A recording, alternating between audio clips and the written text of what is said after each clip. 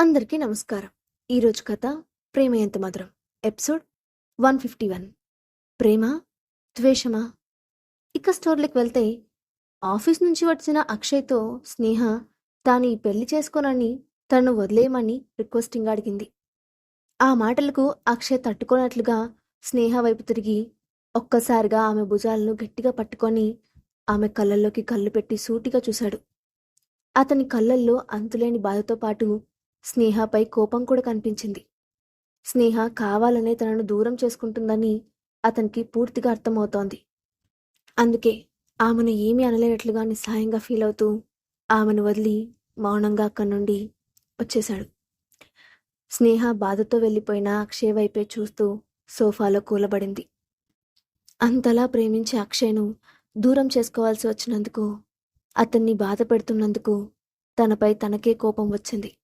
దాంతో తన 2 చేతుల్లో ముఖాన్ని దాచుకొని మౌనంగా ఏడవడం మొదలుపెట్టింది. కిందకు వెళ్ళిన అక్షయ్ స్నేహ ప్రవర్తన గురించి ఆలోచిస్తూ ఈమె నా నుండి దూరంగా వెళ్ళాలని అనుకుంటూ ఉంది. నేను ఎప్పటికీ అలా జరగనివ్వను. ఏదేమైనా సరే ఆమెకిష్టం లేకపోయినా ఆమె నాతోనే ఉండాలి. స్నేహ నాకు మాత్రమే సొంతం. ఈరోజు ఎలాగైనా ఆ విషయం ఆమెకు అర్థమయ్యేలా చెప్తాను అని అనుకుంటూ మళ్ళీ వెంటనే లేచి పైకి వెళ్ళి కోపంగా ఆ రూమ్ డోర్ తీశాడు. అతన్ని చూసిన స్నేహ వెంటనే కళ్ళు తుడుచుకొని మళ్ళీ ఎందుకొచ్చావు అని అడిగింది.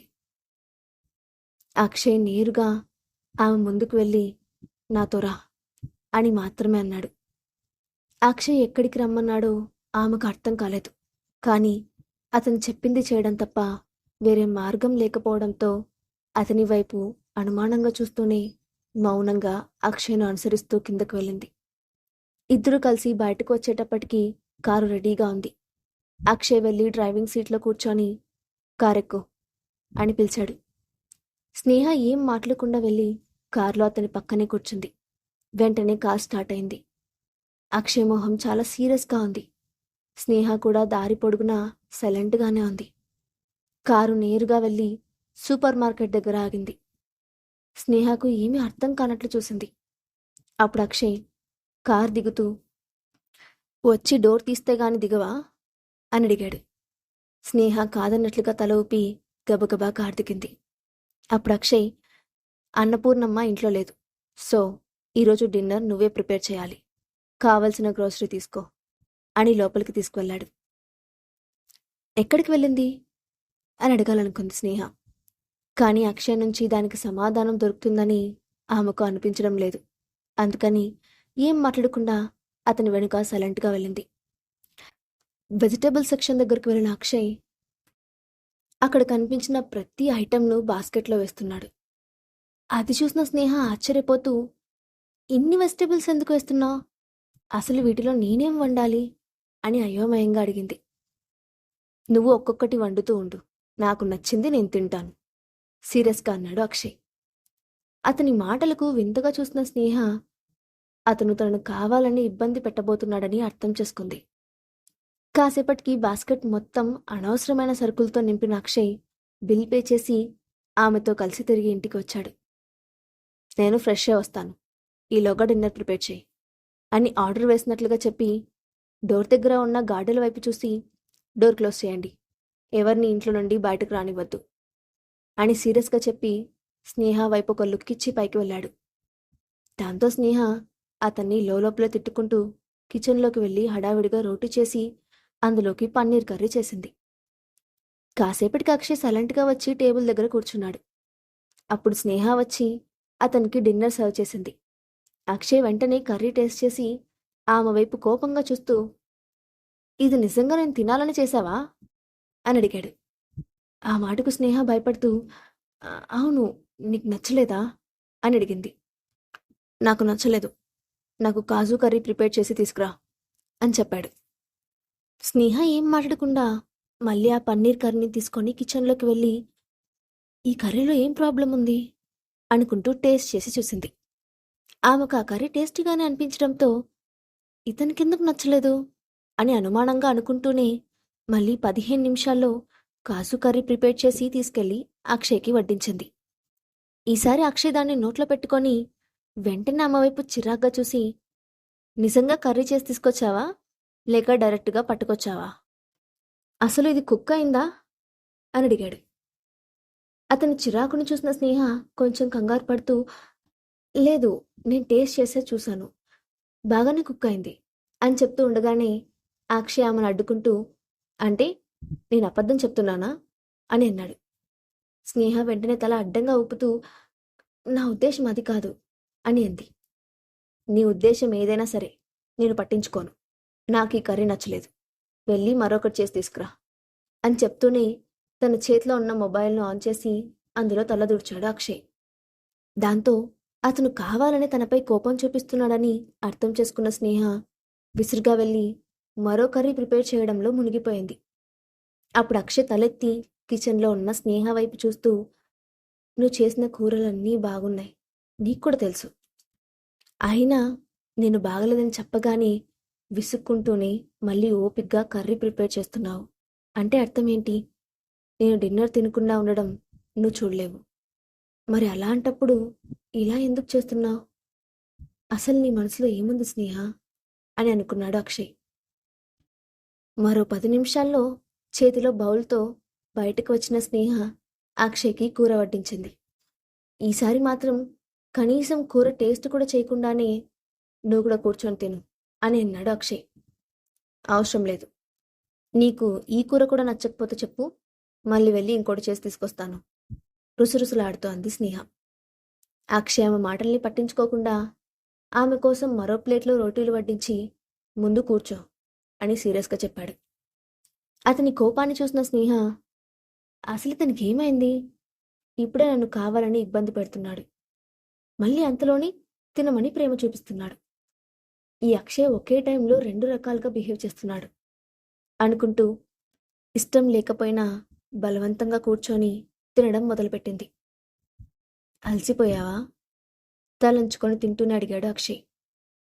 ఆ ప్రశ్నకు అతని వైపు వింతగా చూసిన స్నేహ, లేదు అని ముక్తసరిగా సమాధానం చెప్పింది. నువ్వు అలసిపోయినా బాధపడినా నీకిష్టం లేకపోయినా సరే నువ్వు నన్ను వదిలిపెట్టి వెళ్ళడానికి వీల్లేదు. నిన్ను వెళ్ళనివ్వను. నువ్వు ఎప్పటికీ నాతోనే ఉంటావు, ఉండేలా చేస్తాను. కాబట్టి నీ మనసులో నన్ను వదిలిపెట్టి వెళ్ళాలనే ఆలోచన ఉంటే దాన్ని ఇక్కడితోనే తుంచేసేయ్. క్లియర్గా చెప్పేసిన అక్షయ్ అక్కడి నుంచి పైకి లేచి స్నేహ వైపు సూటిగా చూస్తూ, ఇందులో ఎలాంటి మార్పు ఉండదు అని చెప్పి అక్కడి నుంచి నేరుగా తన స్టడీ రూమ్కి వెళ్ళిపోయాడు. స్నేహ అతని మాటలకు ఎలా రియాక్ట్ అవ్వాలో తెలియక నోరు తెరుచుకొని అతను వెళ్ళిన వైపే చూస్తూ ఉండిపోయింది. కాసేపటికి తేరుకున్న ఆమె, నిన్ను వదిలి వెళ్ళాలని నాకు కూడా లేదు అక్షయ్, కానీ పరిస్థితులు మనల్ని కలిసి ఉండనివ్వడం లేదు. అది నీకు అర్థమయ్యేలా నేను చెప్పలేను అని అనుకుంటూ ఆమె కూడా లేచి తన రూమ్కి వెళ్ళిపోయింది. కిచెన్లో అప్పటిదాకా కష్టపడిన స్నేహ అలసిపోయి ఉండటంతో బెడ్పై పడుకోగానే ఆమెకు గాఢ నిద్ర పట్టేసింది. స్టడీ రూమ్లో ఉన్న అక్షయ్ స్నేహను మరో గంట గమనిస్తూనే ఉన్నాడు. ఆమె తన గదిలోకి వెళ్ళడం గమనించిన అతను అరగంట గడిచిన తర్వాత ఆమె నిద్రపోయి ఉంటుందని ఊహించి మెల్లగా ఆమె గదిలోకి వెళ్ళాడు. అతను ఊహించినట్లే స్నేహ మంచి నిద్రలో ఉండటంతో అక్షయ్ నెమ్మదిగా వెళ్ళి ఆమె పక్కనే కూర్చున్నాడు. నిద్రపోతున్న ఆమె ముఖం అతనికి అమాయకంగా కనిపించింది. గాలికి ఆమె వెంట్రుకలు ఊగుతూ నిద్రపోతున్న ఆమె ముఖంపై పడుతూ ఉండటంతో ఆమెకు నిద్ర డిస్టర్బ్ అవుతుందని అనుకున్న అక్షయ్ సుతారంగా ఆ వెంట్రుకలను చెవి వెనక్కి సర్దాడు.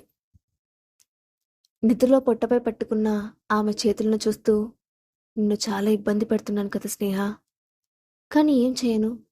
నీకు నా ప్రేమను అర్థమయ్యేలా ఎలా చెప్పాలో నాకు తెలియడం లేదు. నువ్వు ఉన్నట్టుండి ఇలా ఎందుకు మారిపోయావు స్నేహ అని నిరుత్సాహంగా అనుకున్నాడు.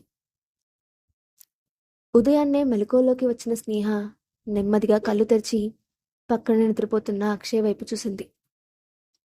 అందంగా ఉన్న అతని ముఖాన్ని ఒక క్షణం పాటు తదేకంగా చూసి మౌనంగా అక్కడి నుండి లేచి కిందకు వెళ్ళింది. నిజానికి అప్పుడు ఆ ఇంటి నుండి బయటకు పడడానికి అదే కరెక్ట్ టైం అనుకుంది స్నేహ. కానీ యువన్ తనతో లేకపోవడంతో ఆమె అక్కడి నుండి ఒంటరిగా వెళ్ళే ఆలోచన చేయలేదు. ముందు యువన్ ఎక్కడున్నాడో తెలుసుకోవాలి, ఇద్దరం కలిసి ఇక్కడి నుండి వెళ్ళాలి అని అనుకొని సైలెంట్గా కిచెన్లోకి వెళ్ళిన స్నేహ అన్నపూర్ణ లేకపోవడంతో అక్షయ్ కోసం బ్రేక్ఫాస్ట్ చేయడం స్టార్ట్ చేసింది. ఆఫీస్ టైం దగ్గర పడుతుండడంతో ఫ్రెష్ అయ్యి కిందికి వచ్చాడు అక్షయ్. తనపై కోపం ఉన్నా సరే ఉదయాన్నే లేచి తన కోసం బ్రేక్ఫాస్ట్ రెడీ చేసిన ఆమెను చూసి మనసులోనే సంతోషపడుతూ ఆమె వడ్డించిన బ్రేక్ఫాస్ట్ మౌనంగా తిన్న అక్షయ్ ఆఫీస్కి వెళ్ళిపోయాడు. అతను ఆఫీస్లో ఉన్నాడన్న మాటే గాని అక్షయ్ మెదడు నిండా స్నేహ గురించిన ఆలోచనలే పరిగెడుతున్నాయి. మొన్నటి వరకు మ్యారేజ్కి తను పాజిటివ్గానే రెస్పాండ్ అయిన స్నేహ సడన్గా ఎందుకు వద్దంటుంది? ఏదో జరిగింది అని అనుకుంటూ జరిగిన సంఘటనలన్నీ గుర్తు చేసుకోవడం మొదలుపెట్టాడు. దాంతో తనకి హఠాత్తుగా దాత్రి గుర్తుకు వచ్చింది. ఆ రోజు తాను ఇంటికి వెళ్ళేటప్పటికీ దాత్రి స్నేహతో గొడవ పడి ఉంది. ఆ రోజు నుండే స్నేహలో మార్పు మొదలైంది.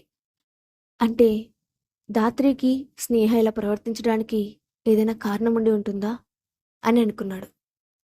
ఆ రోజున రావడమే తడువుగా వెంటనే మొబైల్ తీసి దాత్రికి కాల్ చేశాడు.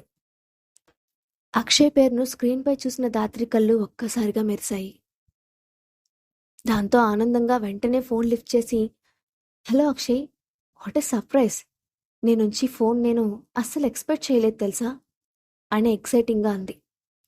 అక్షయ్ ఆమె ఎక్సైట్మెంట్ని పట్టించుకోకుండా, ఫ్రీగా ఉంటే ఒకసారి నా ఆఫీస్కి రా అని అన్నాడు. ఆ మాట విని దాత్రి తన చెవులను తానే నమ్మలేకపోతూ, ఫ్రీగా ఉంటేనా? నువ్వు పిలవాలి కానీ నేను లైఫ్ లాంగ్ ఫ్రీగా ఉండటానికి రెడీగా ఉంటాను అని మనసులోనే అనుకుంటూ, ష్యూర్ అక్షయ్ అని అంది. అక్షయ్ వెంటనే ఫోన్ డిస్కనెక్ట్ చేశాడు.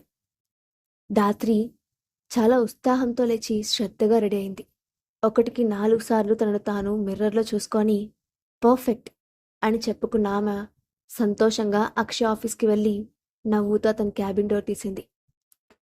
కానీ లోపల చైర్లో కూర్చున్న అక్షయ్ ముఖం సీరియస్గా ఉందని చూడడంతో ఆమె సంతోషం నీరుగారిపోయింది. అయినా అక్షయ్తో మాట్లాడడానికి వచ్చిన ఛాన్స్ను ఆమె ఏమాత్రం వదులుకోవడానికి ఇష్టపడలేదు. దాంతో అనుమానంగానే లోపలికి వెళ్ళిన ఆమె, అక్షయ్, నన్నెందుకు రమ్మన్నావు అని అడిగింది. అక్షయ్ ఆమె వైపు సూటిగా చూస్తూ, నేను ఎందుకు రమ్మన్నానో నీకు నిజంగా తెలియదా అని అడిగాడు.